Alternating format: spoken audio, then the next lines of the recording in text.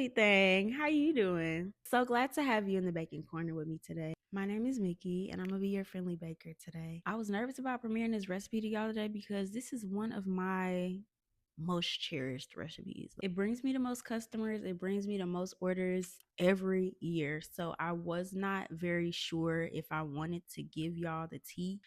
I'm not gonna y'all, I'm probably not gonna give out the whole recipe. I changed my mind that quick. I ain't giving out shit. A lot of people say that baking is difficult, but it's really just precise. You have to be very intentional whenever you are putting ingredients together because, of course, you are throwing ingredients in a pot, but you also have to put love into it, just like with any other dish. So when you are baking, make sure that you are very, very intentional with the love and the purpose of the dish. Like, of course, you could just be trying to feed your homies, could just be trying to feed the family, but overall, make sure that you do so with love, care, and positive intention. Okay? I'm not gonna hold y'all long because I got other stuff to do. So grab your apron and let's get started, boo. All right, y'all. I hope y'all didn't think I was joking because I was so serious when I said I'm not giving y'all my recipe. But I will give y'all a couple of tips and guidelines that I use so that your pound cake can be just as moist and as fluffy as mine. It might not be mine, but it'll be similar. Maybe kind of, but it's not going to be the same. You're just going to have to order a cake in the link in the description so that you can see what my cake is actually like. But anywho, we're going to move on. I start out by adding my butter, my sugar, and my cream cheese into my mixing bowl, and then I combine them until everything is like really combined well. It gives me a nice cream, and then I'm going to make sure that I scrape the bottom of the bowl and the sides so that everything can be incorporated. After I feel like everything is mixed well, I'm going to slowly add in my flour mixture, and then I'm going to alternate between that and my eggs. First, I add an egg, I'm gonna mix it, and then I'm going to add my flour, and then I'm going to mix it again. I'm going to keep doing this until I run out of both eggs and flour. You can scrape it in between if you choose, but I usually wait until the end, until everything is added, and then I give it one scrape, mix it again in my mixer, and then give it another scrape and mix it for a little while longer.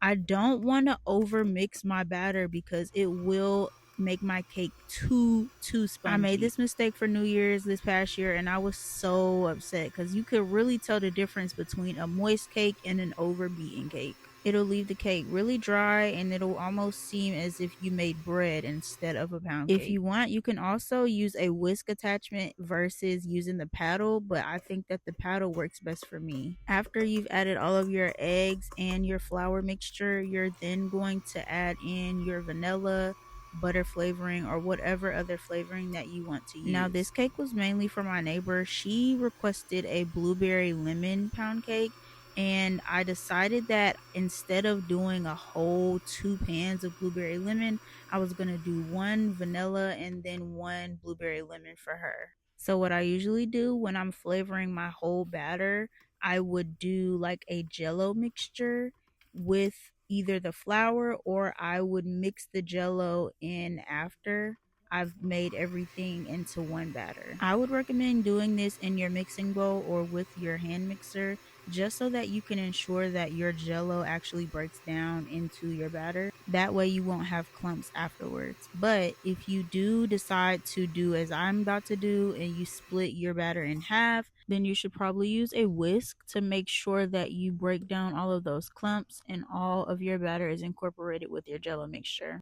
When you are adding blueberries to your cake mix, make sure that you mix it really well in some flour, and then you are going to add it to your cake mix. This ensures that your blueberries don't sink and that they will stay kind of in place, I guess, while they are baking. I made the mistake before of not dusting them in flour, and I was extremely disappointed at it. It looked like somebody had like threw some blueberries at my cake. And if you're feeling extra spicy and you want to be extra careful, you can also add a little bit of baking powder when you throw in your flour. Now, the key to baking a really nice and moist and soft pound cake is going to be to make sure that you spray your pan extra well. Like when you think you sprayed it enough, keep spraying. I have had instances where pound cakes have broken on me while I'm trying to get them out of the pan just because they were being a little stubborn. But if you spray your pan extra well, and then I've also seen and heard people sprinkling flour in the pan before they add the batter. I personally have not tried that, but if you want to be a little experimentative, go ahead. I usually bake my cakes on 325 to 350 depending on what kind of cake it is.